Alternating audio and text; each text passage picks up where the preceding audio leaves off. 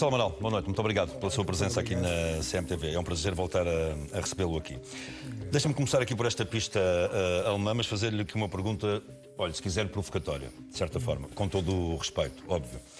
Acha que pode estar enganado e que esta pista alemã pode ser um indício de que aquilo que o Gonçalo defende, o envolvimento dos pais numa morte acidental e depois os pais, que eventualmente os pais estejam envolvidos no encobrimento do cadáver, admito que possa estar errado? Bem, para já há aqui vários equívocos, pelo que acabou de dizer, mas deixe-me só agradecer a todos aqueles que trabalharam comigo nesta investigação. Podia citar aqui o nome de cada um deles. Eles sabem o que fizeram, o que fizemos e, de facto, aquilo que fizemos foi muito bem feito e com muito trabalho e dedicação, e estamos todos de parabéns pelo que fizemos em cerca de 4 meses, 6 meses, porque ainda hoje, para alguém seguir com a investigação, tem que ir buscar aquilo que nós fizemos. Está de consciência tranquila, portanto? Estamos todos completamente tranquilos. Quanto à sua pergunta, se eu estou enganado, se alguém está enganado, é assim, eu sou investigador criminal, eu não defendo teses. Nem defendo teses, nem dou opiniões, nem tenho convicções. Isso é outros equívocos que têm andado à volta de mim, chamam-me polémico, ou denominam-me polémico, nada disso, não sou nenhum polémico. Eu fui e sou um investigador criminal. E como todos aqueles a quem agradeci, agora no início desta entrevista, nós sabemos o que é investigar.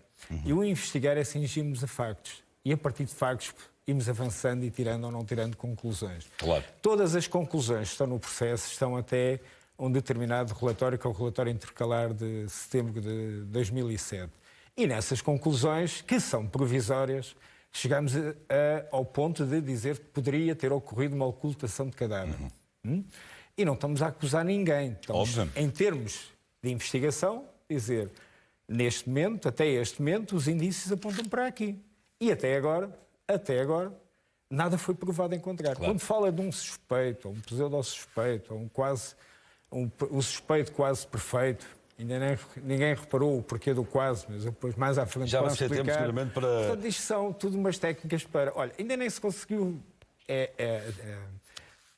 A linha de investigação do rapto, e não falo em teoria, a linha de investigação do rapto tinha que ser iniciada provando que ocorreu um rapto. Sim. Se reparar, dentro daquele apartamento não há sinais de arrombamento, não há sinais de forçarem nenhuma janela, nenhuma porta, não há impressões digitais externas a quem lá vivia, não há marcas de luvas, que se alguém usar luvas para entrar num apartamento, isso deixaria marcas. Fala-se, agora quando isto começou, com este caso, veio alguém, penso, da Alemanha, não sei quem era, o senhor, dizer que o raptor entrou pela janela e saiu pela janela. Penso que seguramente não leu o processo.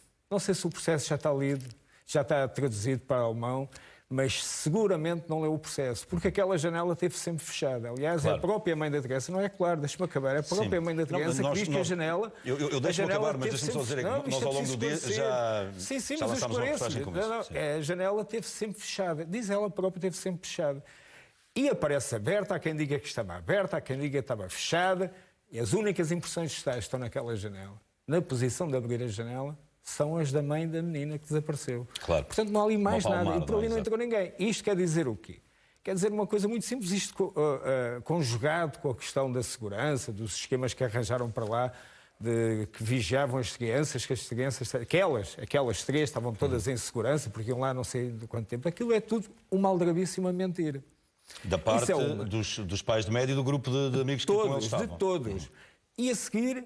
é a questão de porque é que as crianças estavam a dormir, porque é que continuaram a dormir, porque é que continuaram a dormir profundamente, algo que causa muita estranheza a qualquer pessoa, e porque é que alguém, quando lhe desaparece uma filha, a primeira coisa que diz, logo nos primeiros minutos, é que a filha foi raptada. Levaram-na, qualquer pessoa pode ter, levaram. Mas depois que foi um pedófilo que a levou.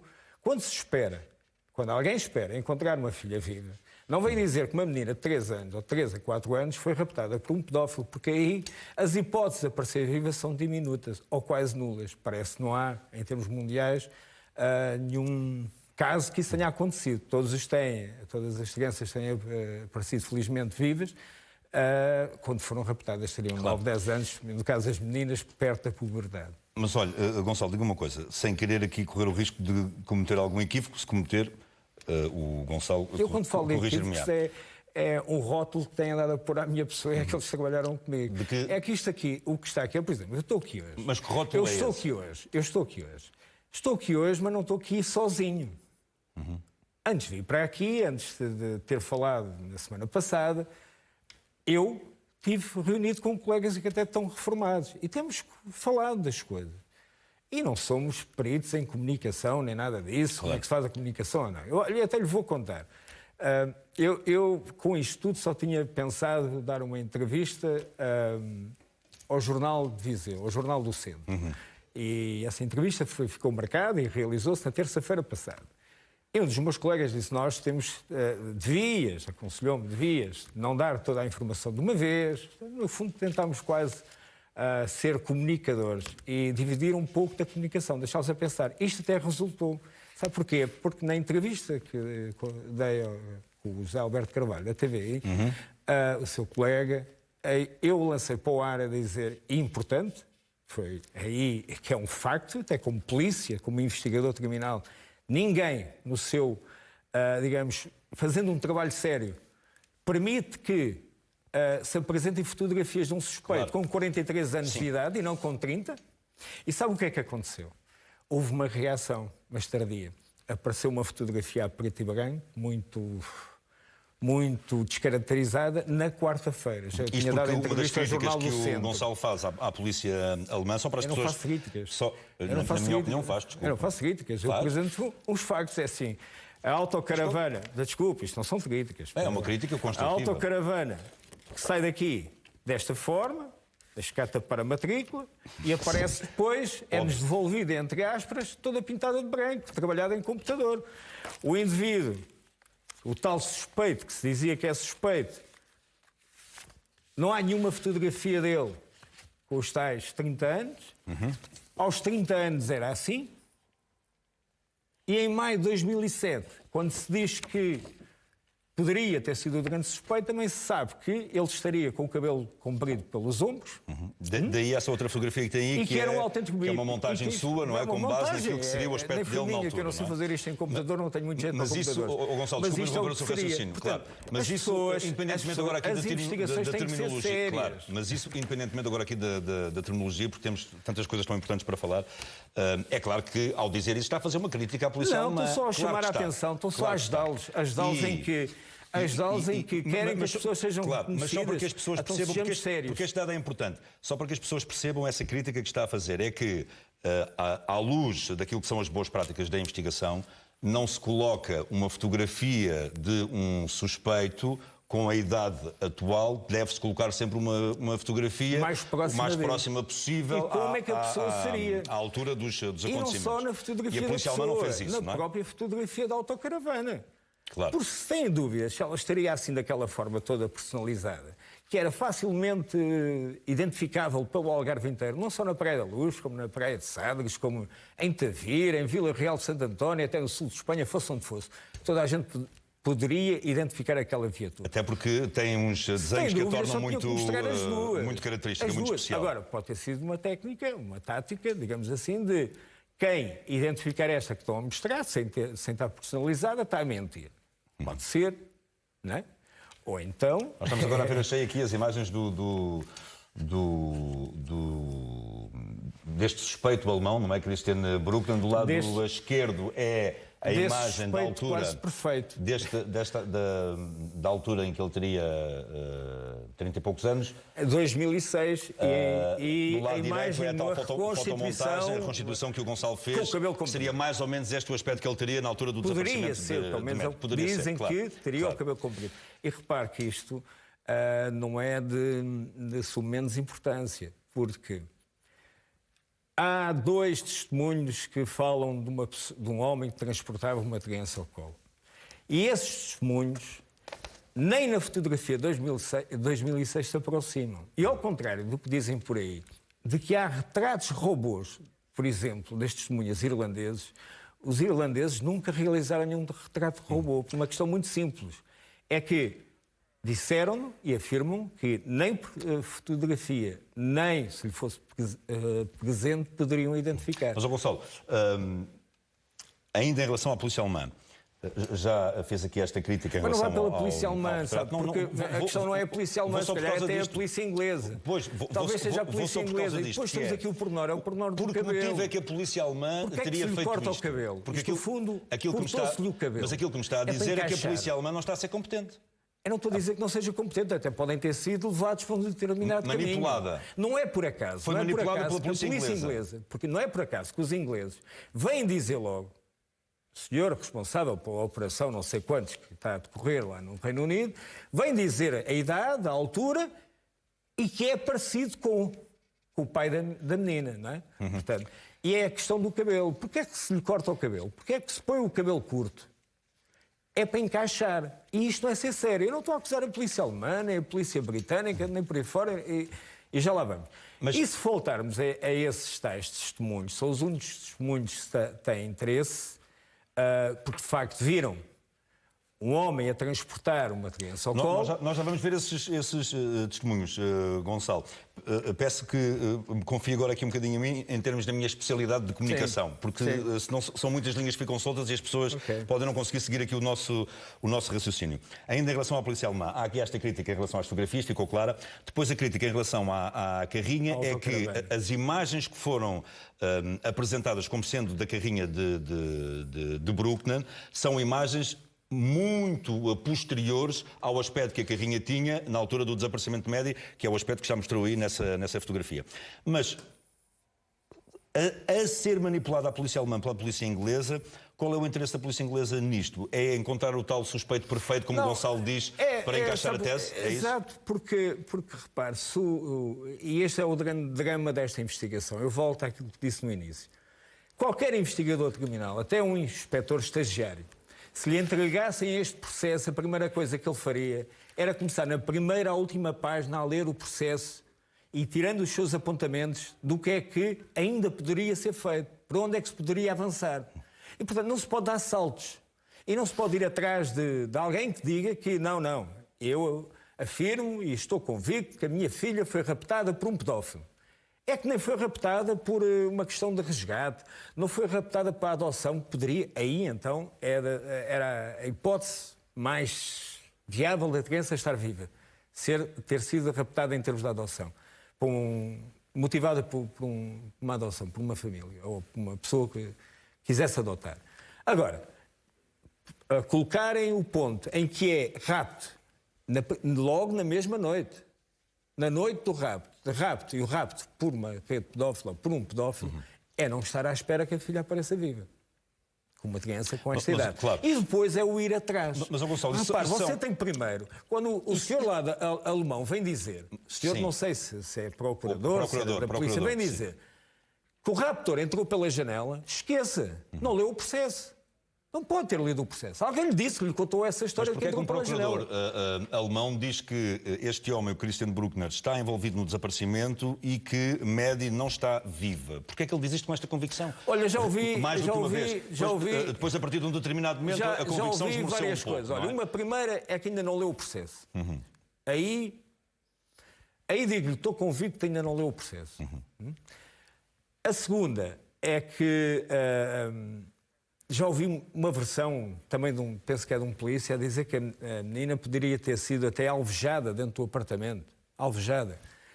Então aí é que não leram mesmo nada, nem os relatórios periciais, nem as perícias foram feitas ao local, porque não há nenhum vestígio de alvejamento, que teria que ter ocorrido um tiro e não... A criança teria um orifício de entrada, não teria um orifício de saída, e pronto, e por aí afora. Para justificar o quê? O sangue que lá foi encontrado. Mas isso foram as marcações dos cães, que foram tão desvalorizadas por tanta gente. Portanto, incluindo pela Polícia Britânica? A Polícia Britânica não desvalorizou, foram eles que os trouxeram cá. Depois, quem deu cabo daquilo tudo foi o laboratório inglês, o FSS, que se olhar... E estamos quase a dar saltos nas coisas e não estamos na tecnologia. Mas se olhar para os relatórios desse FSS, o que vê são relatos de opiniões do técnico que lá está. E ele chega a dizer, na minha opinião, está aqui um ADN que é quase da Madeleine McCann. Mas, na minha opinião, e se comparar esses relatórios... Uma porcentagem muito elevada na altura. Mas, desculpa, são opiniões. Ele tece ali opiniões e escreve as opiniões. E se comparar esse relatório de técnico... Não é? Ninguém lhe pediu uma opinião. Pediu-se-lhe um exame. E esses exames que se pediram, também se pediram exames noutras matérias aos laboratórios portugueses, nomeadamente ao Instituto de Medicina Legal. E se olhar para lá, não estão lá opiniões. Estão resultados. De análises. De análises. Porque as opiniões pode-se pedir a um técnico, talvez em audiência de julgamento, se o juiz quisesse ser esclarecido para. Não ali não naquela se vão pedir fase em que opiniões. claro. E não se diz primeiro, nós tínhamos um oficial de ligação, um elemento da polícia britânica que era oficial de ligação com o laboratório. Não se diz uma semana antes que aquilo que é encontrado, os vestígios que são encontrados no carro, na bagageira do carro, são de um descendente no caso do pai de Madeleine McCann. Não se diz e depois vem-se alterar tudo a seguir. Quer dizer, isto não é correto. Ao contrário do que a polícia britânica dizia, por muito menos já tinham detido pessoas lá em Inglaterra, aqui ainda não é assim. Mas, Gonçalo, só para tentarmos encerrar aqui este capítulo. O Gonçalo está a dar a entender, posso usar a palavra acusações, está a acusar a polícia inglesa de ter manipulado a polícia alemã e está a acusar a polícia alemã de ser uma incompetente dos polícias alemães.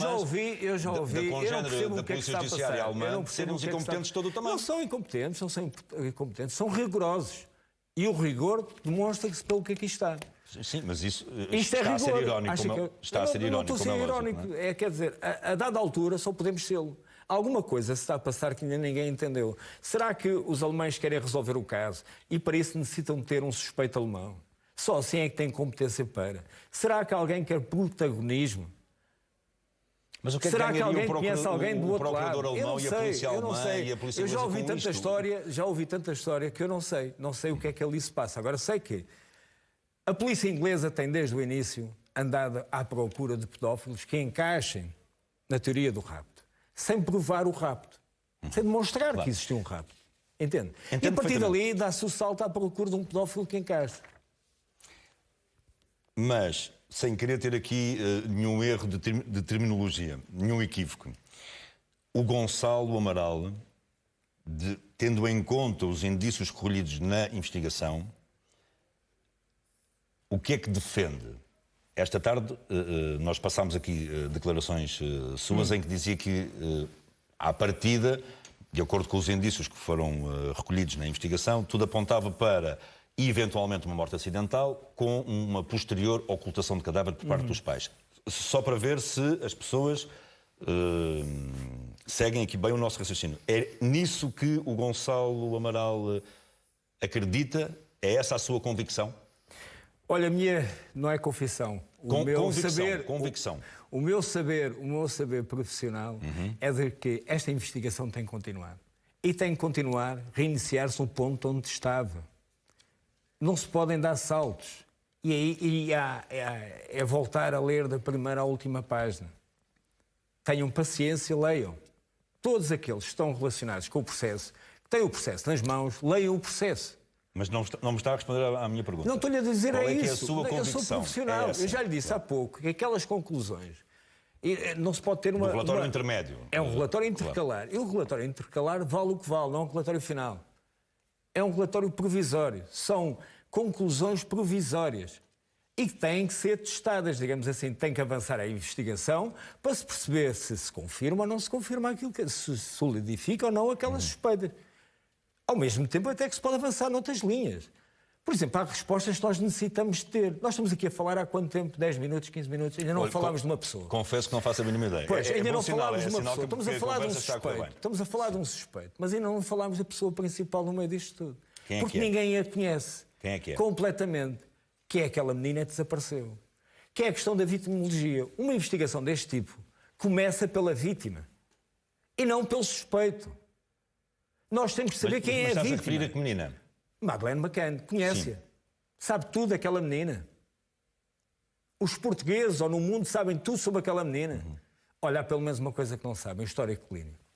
Porque nem os pais o deram, nem as autoridades britânicas permitiram que nós acedêssemos a ele. E esse aspecto pode ser importante porquê? Desculpa a minha ignorância. Muito importante. Há uma marca do olho que serviu até de publicidade logo no início para se andar à procura da menina, que a Ordem dos Médicos Portugueses vem dizer, a nosso pedido, quando foi questionada por nós, e nós aprendemos a colocar questões, a questionar, isso é investigação, o porquê daquela marca, o que é que aquela marca poderia indiciar. E o que a Ordem dos Médicos disse é que, isto está no processo, lá está, haverá uma página onde está lá a resposta da Ordem dos Médicos, está lá o nosso pedido e está lá a resposta. E o que a Ordem dos Médicos diz é que o melhor seria fazer um exame in loco, ao vivo, não é? À pessoa, personalizado, mas pela marca do olho, só existindo a fotografia, poderia querer dizer que a menina sofria do síndrome de Colomboma da Íris. E que esse Colomboma da Íris está normalmente associado a um determinado tipo de doenças, nomeadamente problemas cardíacos.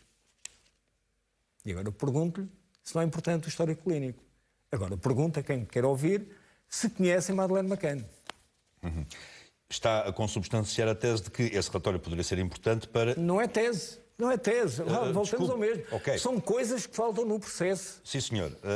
São coisas que faltam no tese processo. lacto senso, E não é? podemos falar de outras coisas não que quero faltam. falar da E tese depois, nem no mais à sentido frente, jurídico, nem no sentido o porquê do universitário. quase perfeito, o suspeito quase perfeito. Já, Porque estamos a falar de coisas que faltam no processo. Mas esses indícios, nomeadamente o relatório clínico, que os pais se recusaram a dar, como sublinhou, que Os pais e as autoridades. Que os pais e as tribunal autoridades britânico, no âmbito de uma carta rogatória, quando for formalizado esse pedido. Seriam importantes para quê? Para, de facto, olhar para o historial clínico de média e perceber que, eventualmente, ela poderia ter tido algum problema cardíaco grave que tivesse resultado na morte da criança? Exatamente. Por exemplo, os efeitos do medicamento que lhe davam para dormir, um antihistamínico, com efeitos sedativos do Calpol, que não somos nós que afirmamos que lhe davam.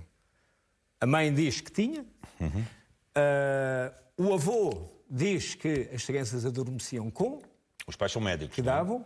davam aquele medicamento para pôr as crianças a dormir, não é?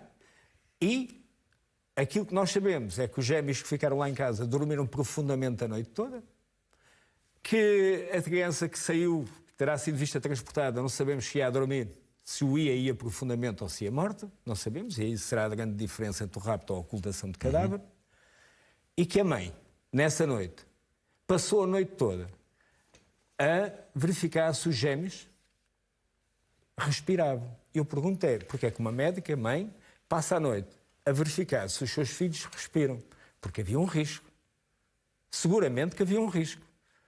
Havia um perigo, um risco de qualquer coisa, de não respirarem. Porquê? Porquê é que nunca relatou isso à Polícia Judiciária que fez isso nessa noite? Porquê é que nessa noite, se tinha suspeitas de qualquer coisa, porquê é que nunca o disse? Só disse 3 meses depois que tinha visto um filme ou tinha uma série qualquer, uma questão... E que se tinha lembrado de que talvez fosse melhor analisar os cabelos das crianças, poderia ser que o raptor, o poder raptor, tivesse dado às crianças.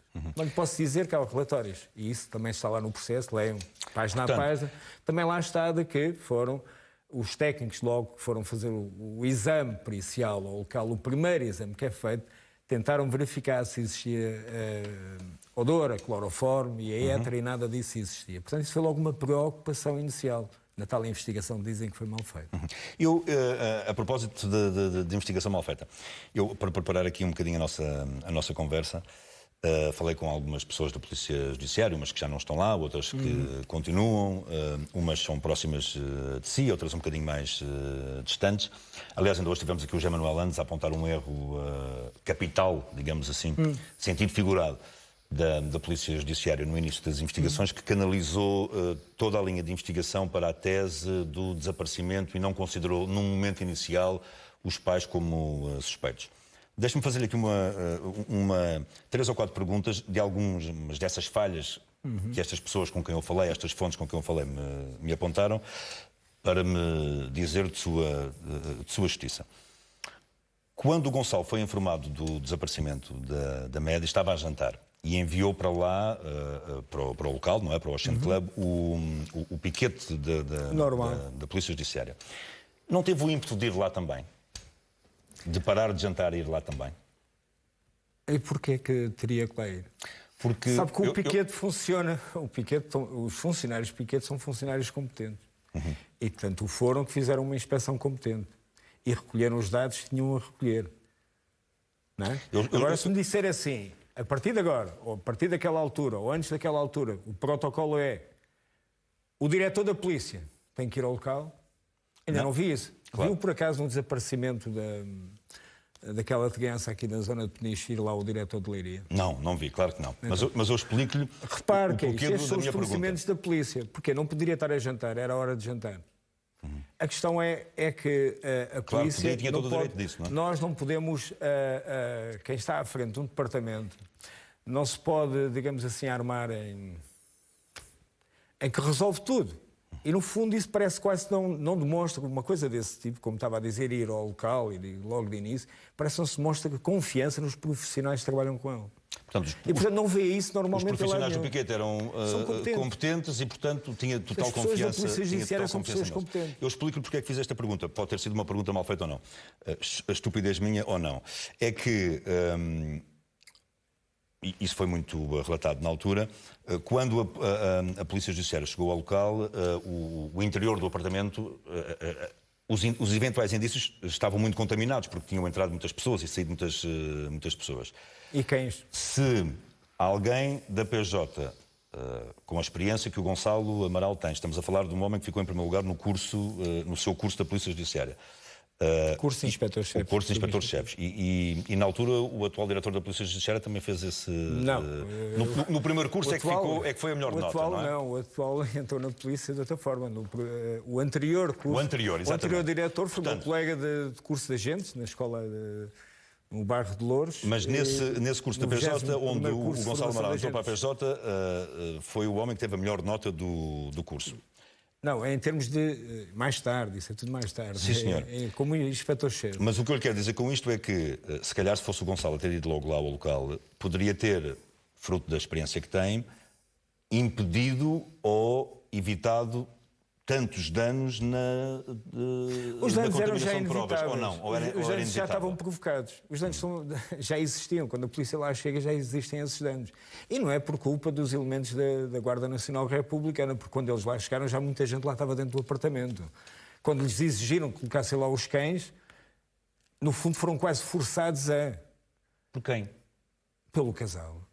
O casal é que exigiu lá os cães. Eu há dias ouvi o advogado do casal, o ex-advogado, dizia que o meu livro, que tem as conclusões, se fala sobre aqueles 6 meses da investigação e tem esse relatório final, que era uma fantasia e uma fábula, referindo-se aos cães ingleses que vieram. Eu só quero recordar a ele que se há fábulas com os cães aqui, começaram com o casal que chamou lá os cães para dentro de casa. Os primeiros elementos da fábula são aqueles cães que foi exigida a sua presença lá e contaminaram. E se reparar nos exames, voltamos a ler o processo, página a página, vai ver as centenas de pelos que lá existem. Pelos de cão. São pelos. Acha que isso foi de portanto, propósito? tudo contaminou. Não tenho dúvidas nenhumas quanto a isso. Qualquer pessoa inteligente... Mas porquê? Justamente para contaminar o local? Não estamos a falar, não tenho dúvidas quanto a isso. Não estamos a falar de pessoas de... sei lá, de um operário, de uma dona de casa. Estamos a falar de médicos numa sociedade onde acontece muito este tipo de casos e por aí fora, onde há muitos casos de pedofilia, há muitos casos de raptos, de sequestro, uma coisa que lá é quase habitual. E de pessoas de uma cultura média-alta e que sabem que um local tem que ser preservado. Não se pode contaminar, não se pode alterar as provas, não se pode estar a abrir, a fechar janelas e por aí fora e simular um rapto e dizer que isto é um rapto. Não se pode.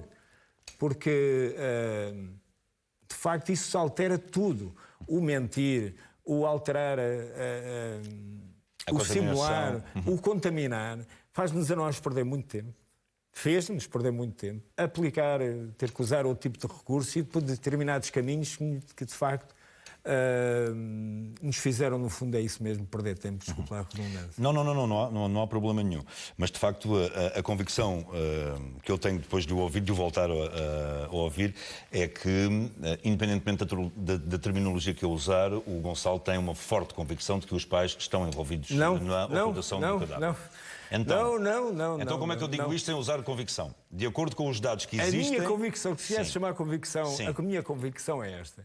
É necessário aquele casal e todos os amigos deles virem a Portugal realizar uma reconstituição para sabermos times, o tempo que demoraram, como é que as coisas decorreram nesse sistema de segurança, quem é que era quem onde e o que é que ali de facto se passou. para nós conseguirmos perceber uma coisa, se estamos a falar de um rapto, estamos a falar da história a questão da janela de oportunidade. Porque a janela de oportunidade é muito curta. E temos que ouvir essa gente toda e começar a partir daí. Mas sabe que essa é uma das críticas que lhe fazem. De quê?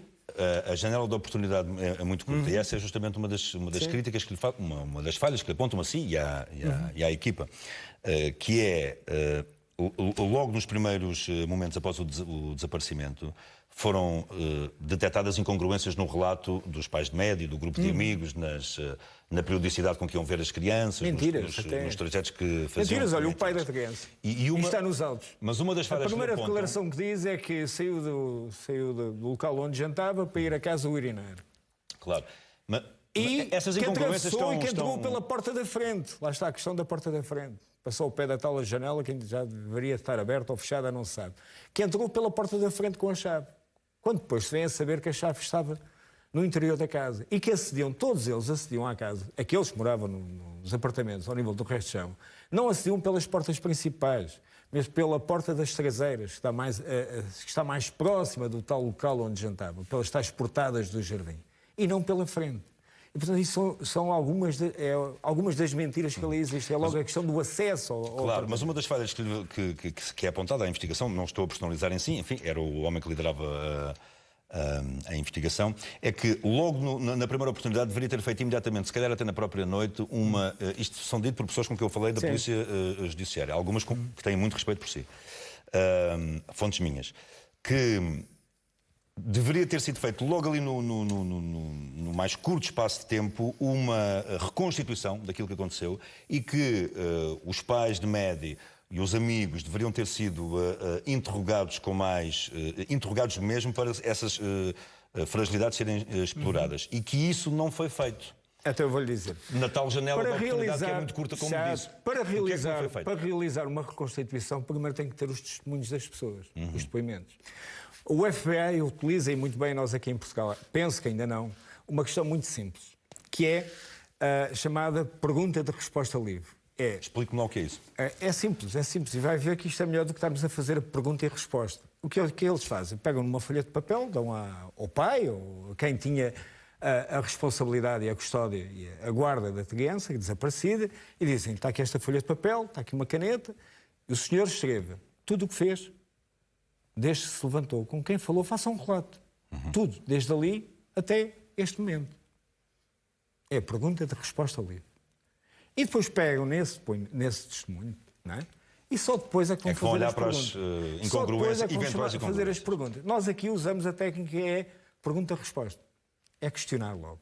Vamos folha no papel e vamos pôr isto, que isto vai para os autos, vai como um auto de interrogatório ou autodeclaração de testemunha, seja o que for. E, portanto, para se avançar para uma reconstituição, você primeiro tem que ter os depoimentos de todos. E tem que começar a perceber as incongruências. Só assim é que consegue descobrir as incongruências. E com isso e com outros elementos que, entretanto, foram recolhidos. Por exemplo, foram-nos entregues nessa noite 2 pedaços de cartão, que era de um dos livros de miúdos da Mehdi, em que tinha 2 esquemas de segurança e logo ali eles não batiam certo. No dia seguinte, com o oficial de ligação, apareceu-nos outro esquema de segurança, em termos de horários. Se olhar depois para as declarações deles, se consegue formar outro esquema de segurança. Portanto, isto não é na noite. Ninguém venha dizer que naquela noite soube logo as incongruências todas e logo por ali tinha que se avançar. É impossível. Posso lhe dizer que só na final, penso que a meio da tarde ou no final da tarde, do dia 4 tínhamos os testemunhos todos. Não é? Porque estávamos a falar com ingleses, tinham que ser traduzidos. Claro, e por aí afora. Pergunta em português, resposta em inglês. E aqui não foi feita logo uma reconstituição? Era impossível? Aí já era praticamente impossível, porque nós, dou-lhe como exemplo, a pressão mediática não nos facilitou o trabalho nesse aspecto. Porque eu recordo-me, e já falei nisto ainda há poucos dias, é que nós, numa determinada altura, tivemos que percorrer uma rua onde é avistado um homem com uma criança ao colo que se encaminhava quase em direção à praia. E fomos bater porta a porta. Estávamos a bater porta a porta para saber quem vivia, o que é que se passou ali, o que é que tinham visto, o que é que poderiam ter visto e por aí afora. E à 4ª ou 5ª casa fomos rodeados por jornalistas e tivemos a terminar com essa diligência. E que era importante. E que na altura era importante. Portanto, está a ver o que é que nós poderíamos fazer para... O falecido Dr. Guilhermino dizia, quando se falava realizar a reconstituição, ele dizia só se fechássemos o espaço aéreo aqui por cima. Porquê que, não é espaço aéreo, mas porquê é que não conseguiram isolar a área? Porquê é que não fizeram um perímetro mais alargado na área? Não é? Não era fechar também o espaço aéreo. Mas aquela zona poderia ter Mas aquela sido... zona, olha, nós não estamos na altura do confinamento, em que as pessoas eram obrigadas a ficar em casa e não convinham para a rua. Se fosse nesta altura do estado de emergência, seria mais fácil. Mas como não era o estado de emergência, não se põe em causa direitos, liberdades e garantias, até de pessoas que estão de férias assim, porque dá cá aquela palha. É um assunto importante. Digo, criar uma espécie de uma cerca para impedir que os jornalistas... Pois, mas as cercas, nem no estado de calamidade, elas são possíveis, não é? E, portanto, numa situação daquelas em que isso não existe, não é muito fácil. Então, mas não é possível a polícia... Era possível alargar o perímetro. Alargar o perímetro. Não é? Só que ninguém lhe garantia... O acesso ao local, como, então as pessoas não tinham... E o local teve vedado. O local, a cena de... Aquele espaço onde eu digo justamente alargar um pouco mais. Alarga mais. Para tem duas estradas principais da Aldeia da Luz. Aquilo não é um resort. É um resort. Mas tem duas artérias que são da Aldeia da Luz, não são do resort. Onde passam pessoas que não têm nada a ver, nem são turistas. Pessoas que fazem a sua vida. E não vai fechar as estradas todas. Não era uma opção Era difícil a opção. E agora... a direção da polícia optou, e bem, para aguardar outro momento. A direção da polícia é quem? Todos os diretores que lá estavam. Incluindo o Gonçalo. Eu era coordenador e dirigia o departamento. Claro. Outra das falhas, a última, para fecharmos aqui este capítulo das falhas. Relativamente ao meu amigo José Manuel Leandros, ele tem toda a razão. Que eu já o disse Era isso mesmo vezes, que eu ia... Porque isso é dos livros. É dos livros. Mas é que ele diz que você não fez isso. Ele diz que você... Ele diz que você não. A PJ avançou inicialmente só para a tese do rapto e não considerou de imediato toda a gente suspeita. Aí é que está. Aí é que está. Não sei se viu, disse isso esta tarde aqui. Em qualquer situação isso foi uma falha sua e da sua equipa. Não quero personalizar. A questão não é falha. Foi uma opção que teve que ser tomada. Porquê? Deixa-me acabar então. Deixa tentar explicar. Em qualquer situação deste tipo do desaparecimento de uma criança, os principais suspeitos são aqueles que têm a responsabilidade da sua guarda. Seja pais, seja uma empregada, seja quem foi, eram os pais. Neste caso, os pais. E os pais deveriam ter sido tornados como suspeitos e tratados como tal. O ser suspeito... eu ouvi quando foi o rapto de uma criança em Huelva, logo, uns meses depois, em que o pai dessa criança, que tinha desaparecido, dizia: a polícia considera-me suspeito, mas qual é o problema? Só quero é que saiba o que aconteceu à minha filha. Óbvio. E, de facto, isso assim tem que ser. Aqui a questão é que houve outro tipo de pressões. Políticas, diplomáticas. Não foi por acaso com o embaixador. O embaixador britânico se deslocou à investigação. Não foi aqui a Lisboa, não foi a Lisboa o gabinete do diretor da polícia. Deslocou-se ao local onde as coisas estavam a acontecer. E ao fim dessa reunião, o diretor de Faro, que dirigia a investigação ao nível do Algarve, veio dar uma conferência de imprensa em que falava num rapto. Portanto, a pedido do diretor, desse embaixador. E, portanto, não diga que nós não pensámos nisso ou não quisemos avançar por aí. A questão é esta. Não foi possível. Questões diplomáticas, não diplomáticas, não foi possível avançar por aí. Portanto, avançou-se em termos de perceber se havia um rapto. Por isso é que, se reparar no início do processo, há vários retratos de robôs. Nós ouvimos toda a gente, fizemos centenas de buscas, inquirimos tudo o que era funcionários do Ocean Club. Muita gente. E pessoas que diziam que tinham havido um indivíduo suspeito em determinado sítio, a determinada hora, e realizámos retratos de robôs e tudo por aí afora. Nessa linha do rapto. Mas nunca nos esquecendo da questão que poderia ter acontecido algo dentro daquele apartamento. Não é? Até seguimos as declarações da senhora Jane Tanner, uma das amigas do casal. Já vamos ver aqui essas... que nos leva ao Roberto Moreira. Já vamos ver aqui essas... enfim, algumas incongruências dessa amiga do casal Moreira. São incongruências, são mentiras mesmo. Mentiras, sim senhor. Eu gosto dessas... Não, o facto de falar são mentiras.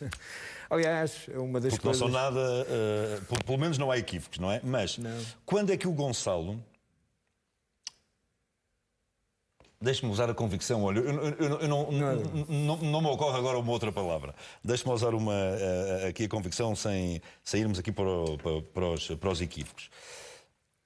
Quando é que o Gonçalo tomou a convicção de que os pais eventualmente poderiam, enfim, ter acontecido ali uma morte acidental e os pais poderiam estar envolvidos no encobrimento do... Eventualmente envolvidos. eventualmente envolvidos. Quando é que formou essa convicção? Foi logo nos primeiros dias ou foi depois? Vou-lhe dizer, começa com... Não é convicção, mas quando começam os indícios a apontar para... com o depoimento da família irlandesa, que foi um homem com uma criança ao colo, depois com o que eles reforçam, isso é mais tarde, mas... e depois com o resultado dos exames efetuados após as marcações efetuadas pelos cães posteiros. Os cães posteiros foram... Não são cães posteiros, são cães treinados, eram cães treinados, um para detectar odor a cadáver e outro sangue. Não é outro tipo de fluido corporal, era sangue. E outro odor a cadáver. E isso aconteceu. E quem, vale a pena recordar, quem sugeriu que esses cães fossem utilizados foi a polícia inglesa, a polícia britânica, que estavam a trabalhar connosco na altura. E supostamente são dos melhores cães do mundo, não é? Pelo menos é o que eu li. Não sei se já morreram, pode haver outros. Pois, que já foi há muito tempo. Já se passaram 13 anos. Vamos então a uma das... O Gonçalo diz que esta família irlandesa, não é? Poderá ser a chave daquilo que aconteceu com Aqui, Maddie. Dois elementos importantes. Essa família irlandesa viu um homem a transportar uma criança ao colo. E, um bocadinho mais à frente, vamos avançando para ganharmos aqui um bocadinho de tempo, estão de férias na Aldeia da Luz, voltam para a Irlanda, estão a ver a televisão no momento em que o pai de Maddie aterra em Londres e desce com um dos gêmeos ao colo. E aí dizem, é aquele. É aquele. Pronto. Telefonam para a polícia de lá e dizem que é aquele, 80%, 90% foi aquela pessoa que viram. Eles cá só o descreviam pela forma de andar, pela forma atabalhoada ou pouco confortável como levava a criança, descreviam a criança e descreviam até, em termos de vestuário, a pessoa, e o que dizem, foi o que disse já há pouco, não conseguem reconhecer nem por fotografia nem pessoalmente. Essa é a questão. E o pai, portanto, esta família são pai, mãe e 2 filhos.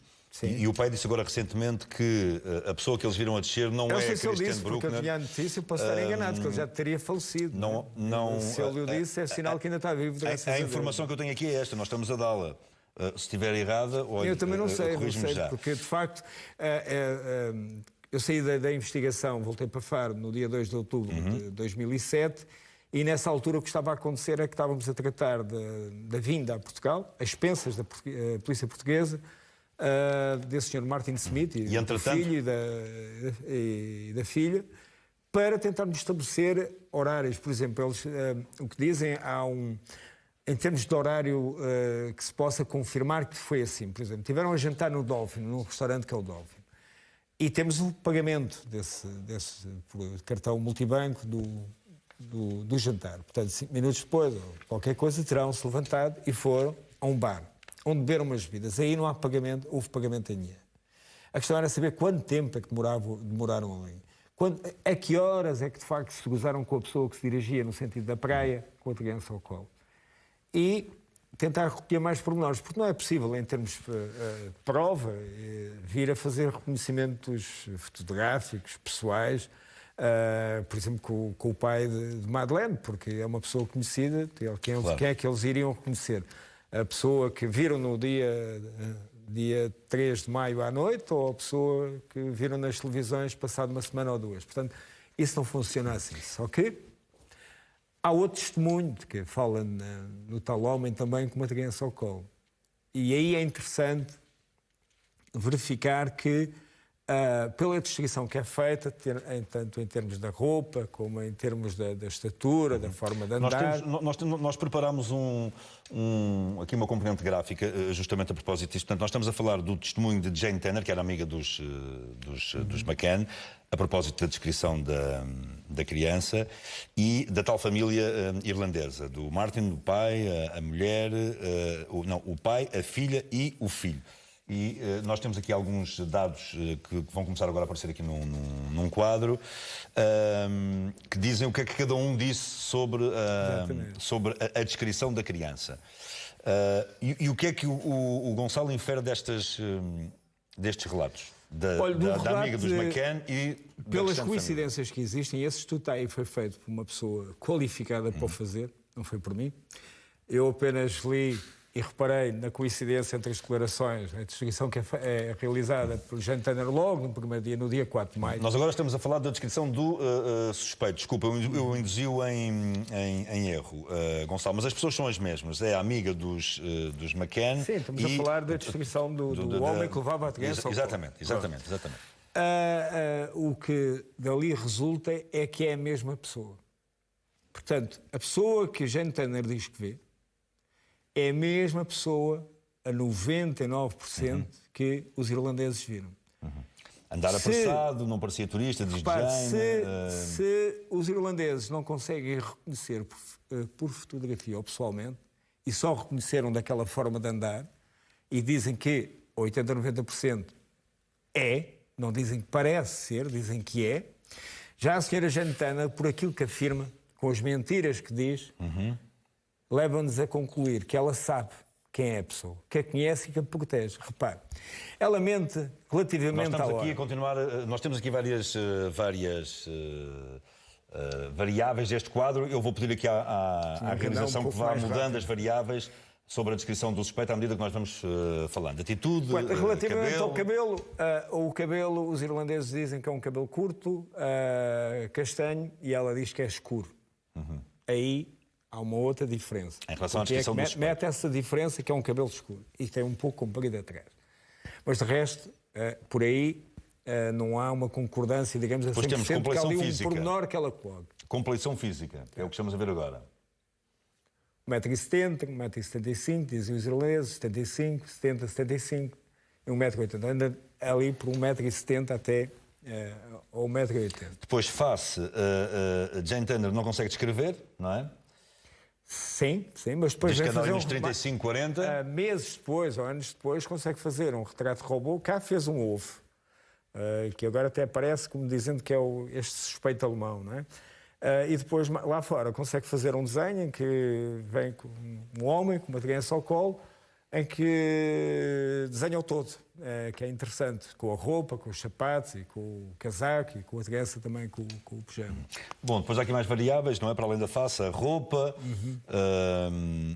em que há aqui também coisas que batem certo, não é?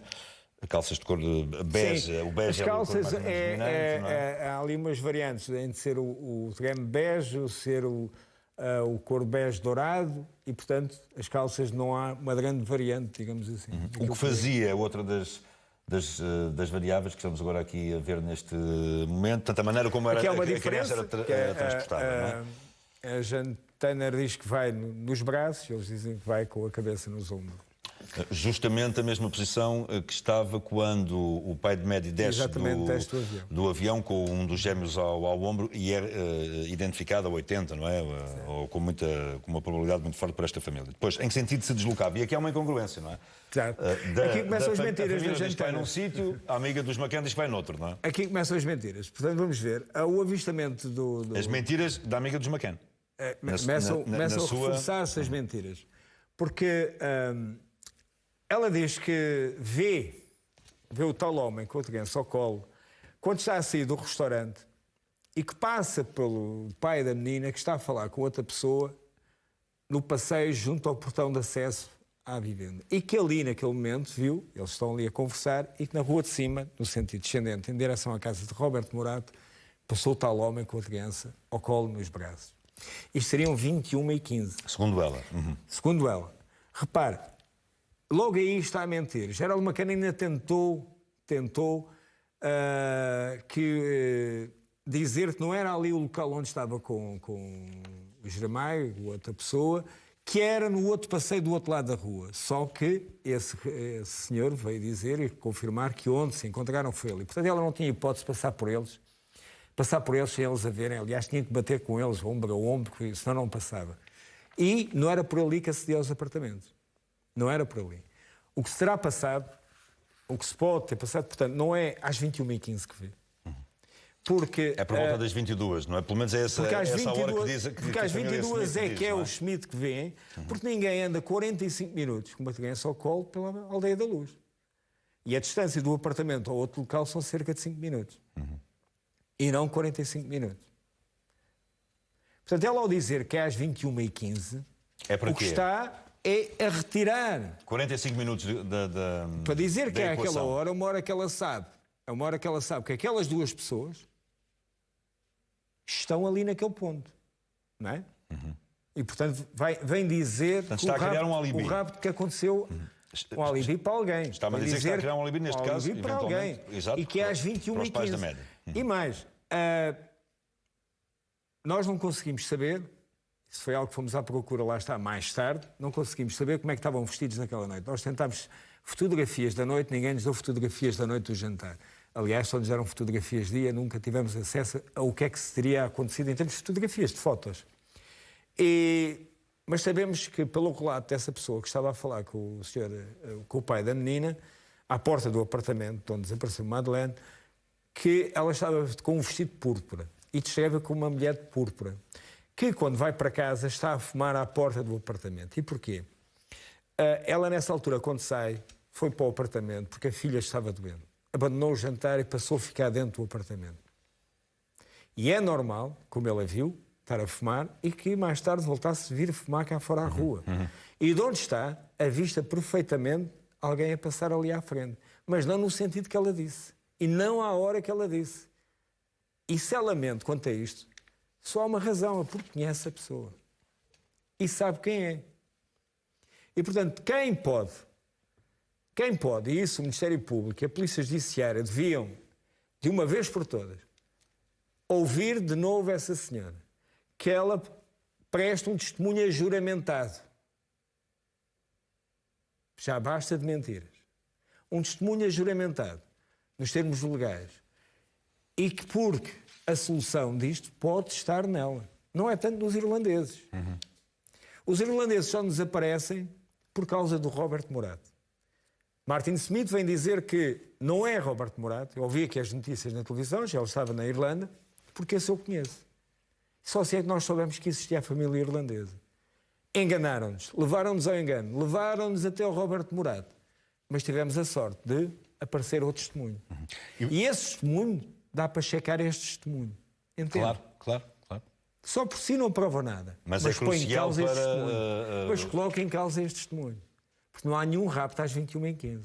E quando a senhora Jantana, no dia 4 de maio, presta este testemunho, nem ela nem nós sabíamos do avistamento dos irlandeses. Sabíamos das 22 horas. Entende?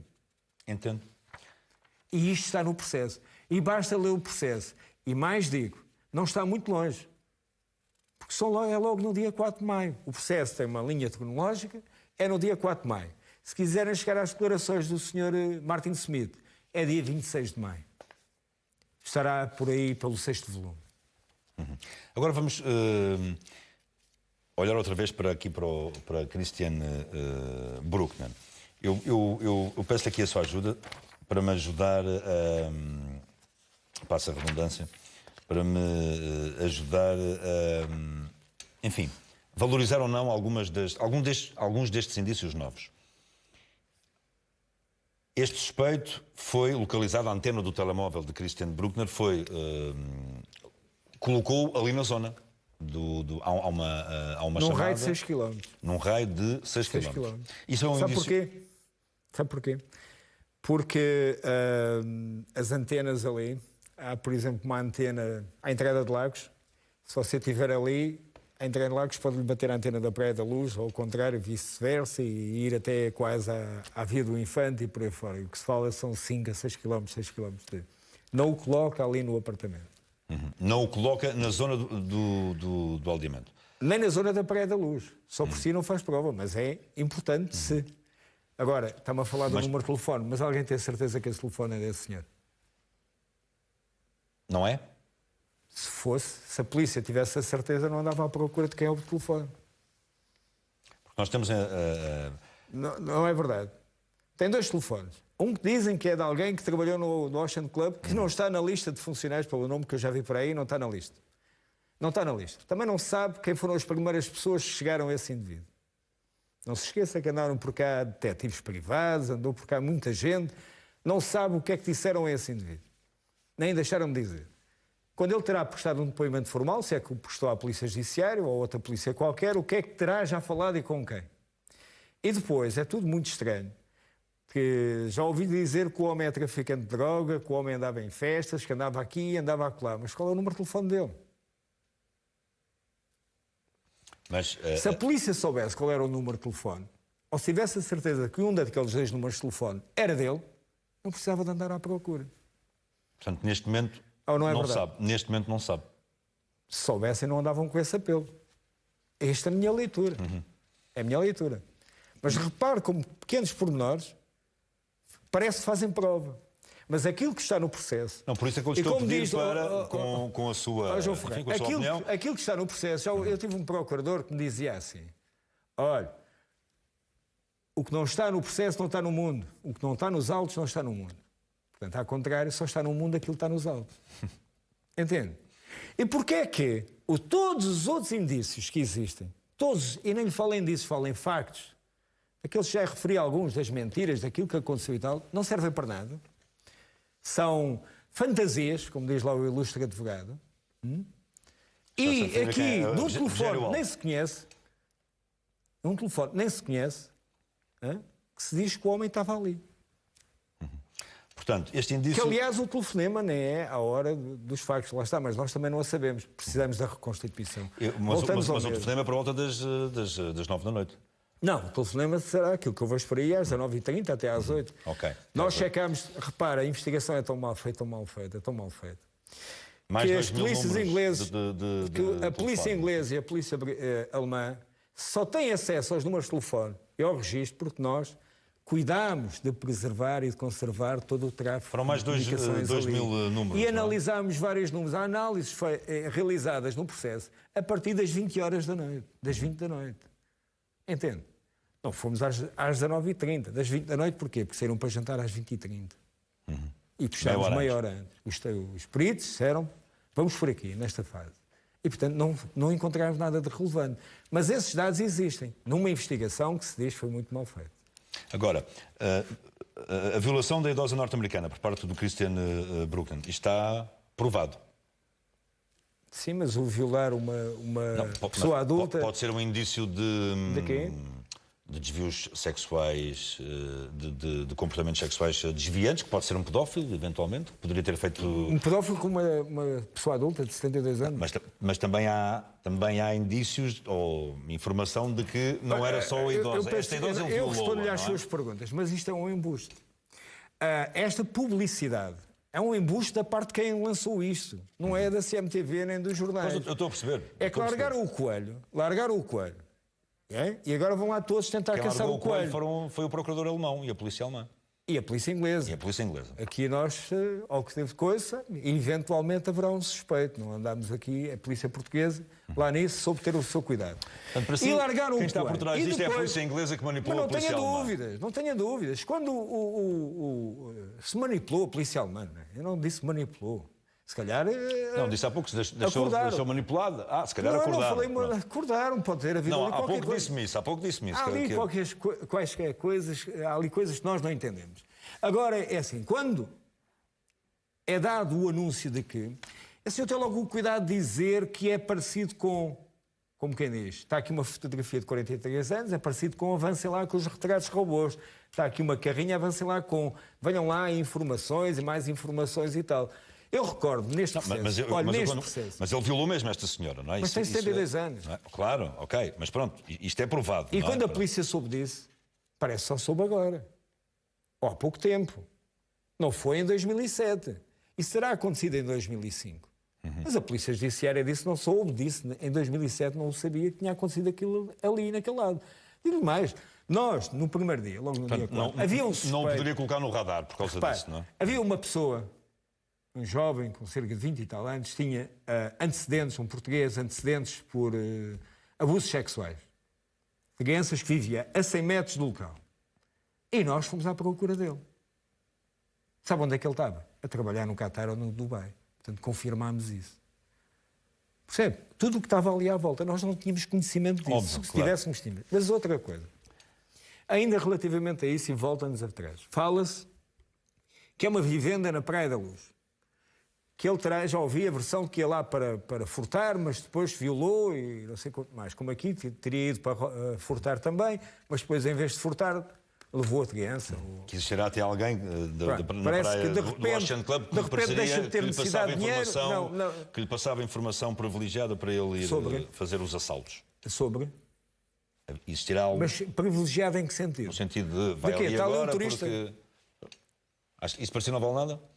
Então, mas aquilo vê-se, é visível. Não precisa lhe dizer Não, que há ali turistas. turistas. Que os turistas agora estão a jantar, demoram X horas a jantar. Olha, há relatos de pessoas, podes ir à vontade, não é? Este tipo de há relatos de pessoas que viram pessoas olhar para os apartamentos durante a tarde do dia anterior e não precisam dessas informações. E, aliás, quem dá essas informações, quando se diz foi realizar um furto e depois reparou que estava lá uma criança, quem fosse dar essas informações também dava as informações que as crianças lá estavam. E que havia outras crianças. E, se calhar, noutros apartamentos menos expostos, menos perto da via pública. Destes amigos todos, mais escondidos. E também com crianças com idades aproximadas da Madeleine. Não é? Depois estava a falar desse caso dos 72 anos, dessa senhora que foi violada. Repare, uma das coisas que é preciso saber é o modus operandi desse indivíduo para entrar naquela casa. Se um indivíduo pratica furtos, tem um modus operandi. Se é por arrombamento, escalamento, chave falsa, se aproveita uma porta aberta, uma portada, uma janela, por aí fora. Isso é preciso saber. E é preciso saber e depois aplicar. Neste caso concreto, o modus operandi dele era este. E vamos ver como é que aqui foi. Entende? E se calhar vai ter aí uma surpresa. Pode ter ou pode não ter. Talvez a tal questão da janela aberta não seja assim. Se calhar foi por uma porta aberta, por uma portada. Entende? Se calhar terem entrado pela janela, terem forçado a janela, não houve nada forçado, não há sinais de arrombamento daquela casa. E para ali alguém ter entrado é por uma porta aberta, uma porta que foi deixada aberta. As portas davam para a rua, para onde acediam à casa. E as crianças não estavam em segurança.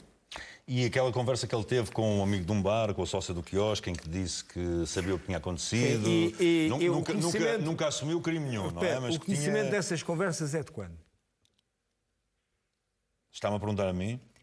Não faço a mínima ideia. Não é 2007, nem é 2008. Não é posterior. É muito mais tarde. Claro, é muito mais tarde. É já depois de terem trabalhado os detetives privados, depois de terem andado por caso Scotland Yard, depois de terem gasto milhões e milhões, e depois aparecem coisas. Portanto, isso são coisas do disto. Estamos em conversas do disto. Porque,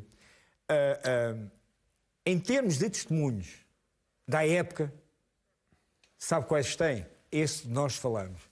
Foi avistado um homem com uma criança ao colo. Pela Jane Tanner, que mente relativamente à localização, à hora e o sentido em que ele levava. E pelos irlandeses. E estes são válidos. Estes são válidos. E é a partir daqui que tem que saber se acham que é um raptor. Então vamos ver quem é o raptor. Mas a partir daqui, não é como se diz, de que também houve uma conversa de chat, um chat qualquer, de pedofilia. Eu pergunto-lhe onde é que está a outra pessoa com quem ele falou. O interlocutor, onde é que ele está? Ao que se diz, já morreu. Agora, por isso é que eu lhe digo, pelas estas coisas que nós temos estado a falar, que eu lhe digo uma coisa muito simples quando digo. É um suspeito quase perfeito, só lhe falta estar morto. Sabe porquê? Porque este indivíduo não tem família, ao que parece, não tem ninguém que cá fora o possa defender. Está naquela fase... Eu não estou a defender ninguém. Que ele tem os antecedentes que tem, portanto, não estou a defender ninguém. Agora, quando ele chegar... Se calhar até estará na iminência de ser... Mas isso pouco importa. Repare, se ele for acusado, se for a julgamento, qualquer advogado, mesmo um advogado estagiário, há pouco falei na figura do inspetor estagiário, que se lhe desse um processo deste, ia da primeira à última página. E o advogado estagiário vai fazer o mesmo. O que é que faltou fazer? E vai questionar tudo e aquilo que eu estou-lhe aqui a dizer. Ou alguém pensa que este homem é outro qualquer, vivo, tem que ser vivo para ir a julgamento. Não se vai defender. Claro. Gonçalo, nós já estamos aqui a chegar perto do fim da nossa entrevista. A recolha de vestígios foi um recorde na altura, não é? De vários vestígios, incluindo aqueles que estão no Instituto Nacional de Medicina Legal e os tais também que foram para a Scotland Yard. 600, segundo uma... São muitos. Foi um recorde na altura. Há algum vestígio para si, algum indício, biológico ou não, que seja um vestígio de autor? Um vestígio que se possa ligar diretamente ao autor do crime, do rapto, do assassinato? Não? Não existe nada. Podem haver vestígios que indiquem que a criança possa ter falecido ou não dentro do apartamento e a questão de ter sido transportada no carro alugado não sei quantos dias depois. E esses, se ainda existir remanescente suficiente, podem ser reexaminados. Por exemplo, existe vestígios, é um vestígio importante, que foi encontrado dentro da bagageira do carro, que é cabelos que, pela coloração, são da Madeleine. E, portanto, têm que ser examinados. Não foram, porque dizem que, depois de terem destruído vários, não era só um, era mais, destruíram vários, terão mandado um ou dois que não têm raiz. Mas que agora, com o avanço tecnológico, parece que já é existem possível fazer laboratórios em que possam realizar esse tipo de exame. E, no fundo, é isto, é voltar a reexaminar aquilo que está mal examinado. Aquilo que foi alvo de opiniões de um técnico que tenha um resultado perfeito em termos técnicos. Imagino que algum destes indícios, já se falou em saliva, o Gonçalo Amaral diz que a única saliva que lá estava... Olha, repare, se está-se a falar deste homem. Era com leite materno e dos bebés, mas e se houver lá, por exemplo, saliva que possa permitir fazer uma comparação de ADN com este suspeito? Mas isso já deveria estar feito, não é? Já no ano passado deram para dar a notícia. Já tiveram acesso a muita coisa. Se isso existisse... Mas do conhecimento já o homem que estava acusado. Não há nenhuma saliva que não tenha sido... que não seja das pessoas que lá estejam. Estou-lhe a dizer, em termos de cabelos, houve muitos cabelos. Nós fizemos recolhas de ADNs a muita gente, recolhas de amostras para comparações de ADNs, a pessoas que lá tiveram, à Guarda Nacional Republicana, a colegas nossos, aos amigos e a toda a gente que ali entrou, por exemplo, dentro daquele apartamento, até aos pais. E os únicos vestígios que há, esse era o vestígio que mais saía fora de... Do resto, a saliva com o leite materno. E não era na cama de Madeleine, era na cama junto à janela, e que se chegou logo à conclusão que seria de um casal, ou de uma mãe, do filho, que ali uma mãe tinha estado ali a amamentar um filho antes do casal Macano lá ter estado com os filhos. E depois há os outros vestígios que foram recolhidos. Há muitos cabelos que foram recolhidos e há os vestígios hemáticos. Mas não há ali nenhum vestígio que ninguém sabe a quem pertence? Ou há vestígios que não sabem a quem pertence. Há vestígios que não se sabe a quem pertence. Há lá vestígios que nem se conseguem as amostras. E esses vestígios, de certeza que nesta altura, podem ser comparados com... Porque, repara, aquilo é um apartamento. Dentro do apartamento. Um apartamento teve muita gente. E não acredita num cenário hipotético que algum desses vestígios faça match com o ADN deste suspeito alemão? Se tivesse feito, já se sabia. E já lá vai muito tempo. Sim, senhor. E depois, por outro lado, tem o testemunho da Jane Tanner, que a pessoa que ela viu, ela conhece. E não me parece que conheça este suspeito. Gonçalo, boa noite, muito obrigado. Ficou alguma coisa para dizer nesta nossa conversa? Eu penso que não. Que considera que seja importante? Não, penso não. A única coisa que eu gostava de dizer, e que disse no início, aqueles agradecimentos, é que eu confio na Polícia Judiciária, confio no Ministério Público, trabalhei na Polícia Judiciária, trabalhei com o Ministério Público e também com os laboratórios portugueses, Laboratório de Polícia Científica, Instituto de Medicina Legal. Confio e sei, conheço o profissionalismo de todas estas pessoas que aqui trabalham. E sei que Portugal está em condições de resolver o caso. Apenas só isso. Gonçalo, boa noite. Muito obrigado pela sua presença neste CM Jornal. É a entrevista de Gonçalo Amaral. Daqui a pouco, mais à noite, nesta CMTV, temos um especial Informação, onde vamos analisar muitas das coisas que foram ditas por Gonçalo Amaral. Cá até.